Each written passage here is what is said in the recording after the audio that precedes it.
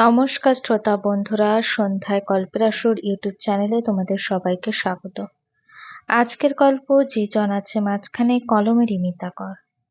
Class 9-এর রেজিস্টারটা হাতে নিয়ে উঠে দাঁড়িয়ে বলল জীবন বিজ্ঞানের শিক্ষিকা ইচ্ছামতি মিত্র।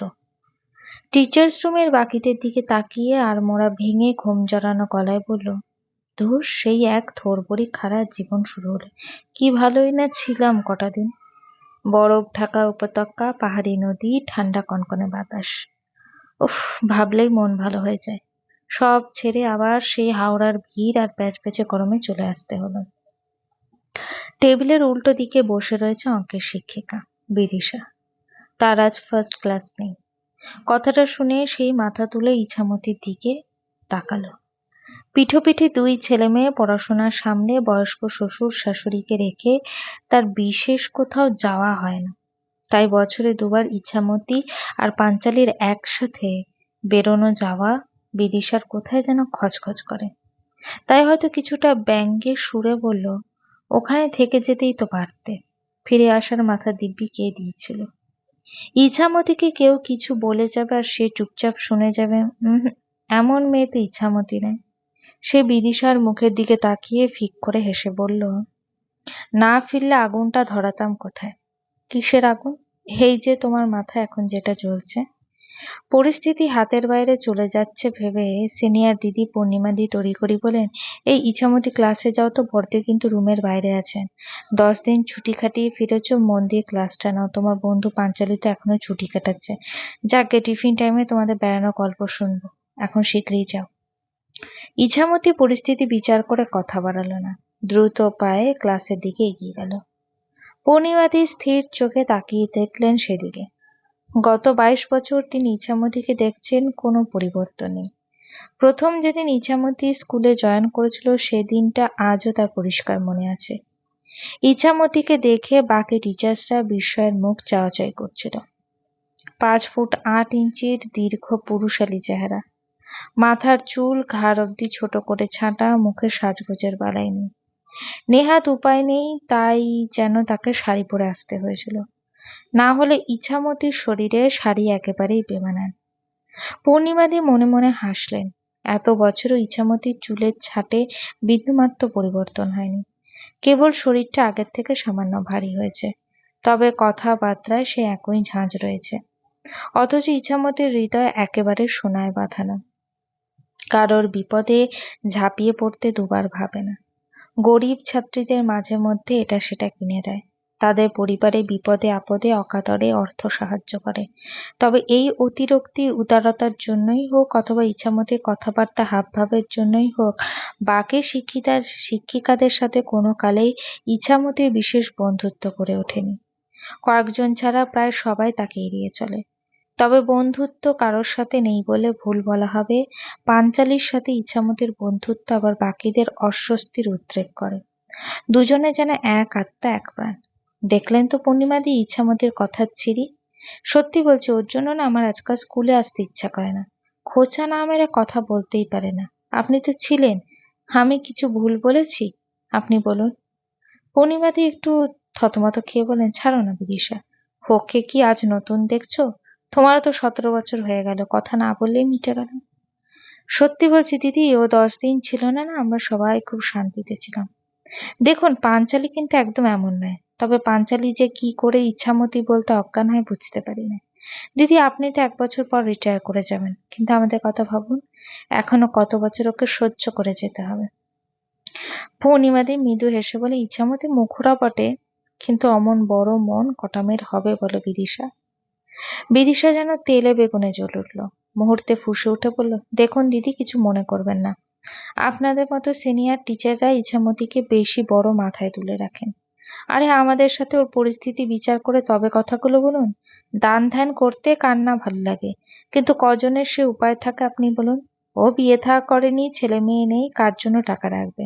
দাদারা মায়ের খরচ চালায়। কিন্তু ওকে তো নিজের টাকা ফ্ল্যাট কিনতে হয়েছে, কত টাকা ইএমআই দিতে হয়। তার মধ্যে এত বেড়াতে যায়, বাকি টাকা দান করে শেষ করে। ভবিষ্যতের জন্য একটুও সঞ্চয় করে না। আর পাঞ্চালির জন্য জিনিস কিনে দেওয়া, সেটা তো আর বলেন না। পাঞ্চালির সব শাড়ি শুনি ইছামতির কিনে দেওয়া। আমরা বাবু সংসারী মানুষ, ছেলে মেয়েকে দুটো ইংলিশ মিডিয়ামে পড়াতে হিমশিম খাচ্ছি। শ্বশুর শাশুড়ি মাসে কত টাকার ওষুধ লাগে আপনি ভাবতে পারবেন না। তাই বুঝে চলতে হয় বইকি। অত ঘোরাঘুরি, বন্ধুকে আদিক্ষেতা করে জিনিস কিনে দেওয়া অথবা কথায় কথায় টাকা ছড়ানো আমাদের দ্বারা সম্ভব না। পূর্ণিমাদের জীবনের অভিজ্ঞতা অনেক বেশি। সকলের পরিস্থিতি যে সমান হয় না তা তিনি জানেন। তবে চোরা ঈর্ষা যে কোনোদিনও কাউকে ভালো থাকতে দেয় না তাও তিনি ভালোই বোঝেন। অথচ সন্তান সম জুনিয়র শিক্ষিকাদের প্রতি তার অপার স্নেহ। তিনি চান তারা সবাই ভালো থাকুক। তাই তিনি বিদিশাকে বুঝিয়ে বলার চেষ্টা করলেন, কারোর সাথে কারোর তুলনা হয় না বিদিশা। তুমি যে চাকরি করে ছেলে মেয়েকে এত সুন্দর মানুষ করছো এটাই বা কম কি? আর তাছাড়া জানো তো ইছামতি একটু অন্য ধারার কাঠখোট্টা। এই জন্যই তো বিয়ে করলো না। তোমাদের সকলের থেকে ইছামতি আলাদা পছন্দ না হলেও দরকার ছাড়া তো আর কথা বলার দরকার নেই। বিদিশা যেন একটু নরম হলো। দিদি পাঞ্চালির কিন্তু যথেষ্ট বিয়ের ইচ্ছে ছিল। প্রথম প্রথম বাড়িতে পাত্রপক্ষ দেখতে এলে বেশ খুশি হয়ে আমাদের গল্প করত। কিন্তু ইছামতির সাথে মেলামেশা করার পর থেকে ধীরে ধীরে বিয়ের ইচ্ছে যেন ওরও মরে গেল। কতগুলো বছর কেটে গেল বলুন, আমাদের বিয়ে হয়ে বাচ্চারা বড় হয়ে গেল। না, পাঞ্চালির আর বিয়ের সম্ভাবনা নেই, আর এটা কিন্তু শুধুমাত্র ইছামতির জন্যই হবে। পূর্ণিমাতে একটু বিরক্ত হলেন, কথায় উত্তর না দিয়ে খাতা দেখা শুরু করলেন। বিদিশার এই ধরনের অনধিকার চর্চা শুনতে আর ভালো লাগছে না। কমলা সুন্দরী স্কুলের এখনকার শিক্ষিকাদের সাথে তিনি নিজের সময়টাকে মেলাতে পারেন না। এক এক সময় এই ৩৫ বছর আগের শুরুর দিনগুলো তার খুব মনে পড়ে। তখন সবাই কেমন যেন একটা পরিবারের মতো ছিল। প্রত্যেকে নিজেদের সংসার জীবনে অপ্রাপ্তি, অশান্তি, মন খারাপ স্কুলে এসে নির্দ্বিধায় উজাড় করে দিত। বাকিরা তখন কি আশ্চর্যজনকভাবে সমব্যথিত হয়ে একে অন্যের চোখের জল মুছিয়ে দিত। পরস্পরের মধ্যে কোনো প্রতিযোগিতা ছিল না। যার যা না ভালো লাগতো সামনে বলে দিত। পিছনে সমালোচনার এতটা চল ছিল না। তারপর সময় গড়ালো, ধীরে ধীরে পুরনো মানুষরা একে এক অবসর নিল। নতুন নতুন টিচার আসতে শুরু করলো। এদের বাইরে তার যতটা পরিপাটি ঝকঝকে, ভেতরটা কিন্তু ততটাই অগোছালো। অন্যের আনন্দে সামিল হওয়ার মতো, অন্যকে প্রশংসায় ভরিয়ে দেওয়ার মতো বড় মন এদের নেই। কেবলই আড়ালে আবদালে একে অন্যকে ছোট দেখাতে ব্যস্ত। ফার্স্ট ক্লাস শেষ হওয়ার ঘন্টা পড়ল। পূর্ণিমাদি খাতাপত্র গুছিয়ে উঠে পড়লেন। বিদিশাও ক্লাসে যাওয়ার জন্য দাঁড়িয়ে পড়ল। এমন সময় প্রিয়াঙ্কার সাথে কথা বলতে বলতে ইছামতি ঘরে ঢুকলো। প্রিয়াঙ্কা সবে ২ বছর জয়েন করেছে। বয়স অনেক কম, উচ্ছ্বাস বেশি। ইছামতির থেকে পাঞ্চালীকে তার বেশি পছন্দ। পাঞ্চালী কেন আজ স্কুলে এলো না না জানার জন্য বলল। ইছামতি দি, পাঞ্চালী দি কেন এলো না গো? কবে আসবে? ইছামতি হাসল। কেন, মিস করছিস নাকি? তা তো একটু করছি। তোমরা দুজন না থাকলে না টিচার্স রুমটা ফাঁকা ফাঁকা লাগে। বলো না কি হয়েছে, শরীর খারাপ? না না, শরীর ঠিক আছে, তবে পাঞ্চালীর পায়ে একটু ব্যথা রয়েছে।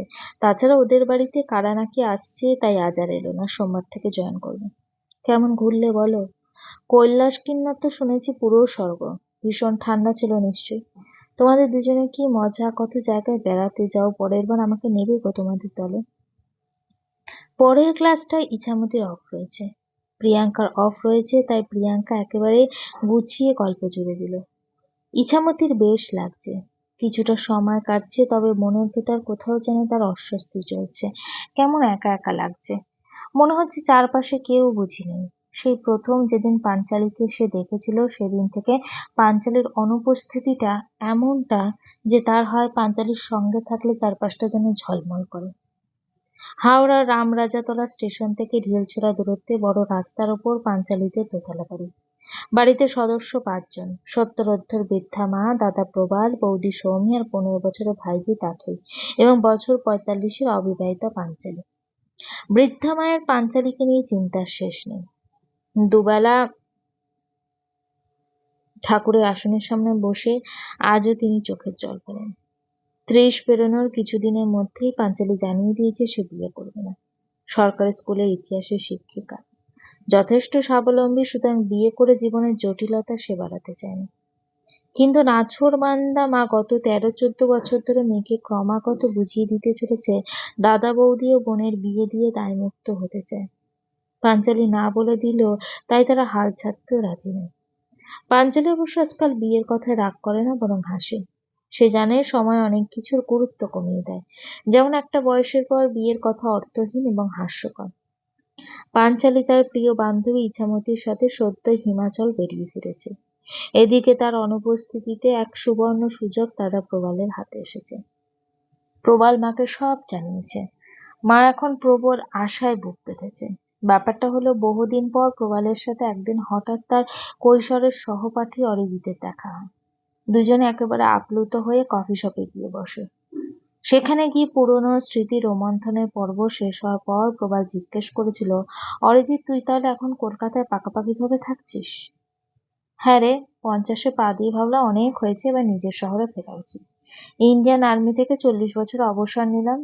প্রায় সাথে সাথেই চণ্ডীগড়ে এক ব্যাংকের চাকরিতে ঢুকলাম। গত 10 বছর চাকরি করার পর আর একদম ভালো লাগলো না। তাই সব ছেড়ে ছুড়ে দুম করে কলকাতায় ফিরে এলাম। মা বাবা এখন নেই। দুই দাদা পৈতৃক বাড়িতে থাকে। আমি আর ওদের বিরক্ত করলাম না। কদমতলা বাড়ির কাছাকাছি একটা ফ্ল্যাট কিনেছি। ভাবছি এবার একটা কিছু ব্যবসা শুরু করব, না করলেও অবশ্য চলে না। পেনশন এবং আর্মির সুযোগ সুবিধা তো আছেই। প্রবাল একটু অবাক হয়ে বলল, তোর পরিবার সবাইকে নিয়ে ফিরেছিস? অরিজিৎ মৃদু হেসে বলল, সে আর হলো কই, তুই বিয়ে করিসনি? না। কেন? অরিজিৎ মাথা নিচু করে নেয় এবং প্রবাল কিছু একটা সন্দেহ করে ধীরে ধীরে বলল, অরিজিৎ, তুই আমাদের ক্লাসের মধ্যে সবচেয়ে সুপুরুষ ছিলিস। এখনো তোর এমন সুঠাম সুন্দর শরীর। ছোট বয়সে আর্মি জয়েন করেছিস, তাও বিয়ে করিসনি। ব্যাপারটা খুলে বল ভাই, কাউকে ভালোবাসতিস? অরিজিৎ ধীরে ধীরে মাথা নাড়িয়ে উদাস তাকিয়ে বলল, আমাদের পাশের বাড়ির মেয়ে, নাম ছিল অপরাজিতা, সমবয়সী। খুব ছোট থেকে আমাদের বন্ধুত্ব। ক্লাস 9-এর পরে সেই বন্ধুত্বে ভালোবাসার রং লেগেছিল। ওরা গোঁড়া ব্রাহ্মণ ছিল, আমরা কায়স্থ। জানতাম সহজে সবকিছু হবে না, তাই ওকে বিয়ে করব বলে কোনো কিছু না ভেবেই 20 বছর আর্মিতে জয়েন করলাম। প্রথমে দেরাদুনে 6 মাসের ট্রেনিং এ শহর ছাড়লাম। ইতিমধ্যে আমাদের সম্পর্কের কথা দুবারিতে জানাজানি হয়ে গেছে। ব্যাস, বাবা মাও সুযোগ হয়ে গেল। আমার অনুপস্থিতিতে এখন জোর জবরদস্তি করে মতের বিরুদ্ধে গিয়ে বিয়ে দিয়ে দিল। এখন ভাবলে অবাক লাগে রে, কিন্তু সে যুগে এমন ঘটনা আচ্ছার হতো। অথচ আমাকে আমার বাড়ির লোকেরা চিঠিতে কিছুতেই জানালো না। আমি তখন অপরাজিতাকে একটার পর একটা চিঠি লিখতাম। উত্তর আসতো না। ওদের ফোন ছিল না। তাছাড়া ট্রেনিং পিরিয়ডে আমার ফোন করার সুযোগ ছিল না। 6 মাস পর ট্রেনিং শেষে যখন বাড়ি ফিরলাম, তখন সব হাতের বাইরে। মা বাবার প্রতি রাগে একদম গজগজ করতে লাগলো। গল্পটি কেমন লাগলো অবশ্যই একটা কমেন্ট করে জানিও। আর আমার চ্যানেলে গল্পগুলো যদি তোমাদের ভালো লেগে থাকে, চ্যানেলটিকে সাবস্ক্রাইব করে পাশে থাকো।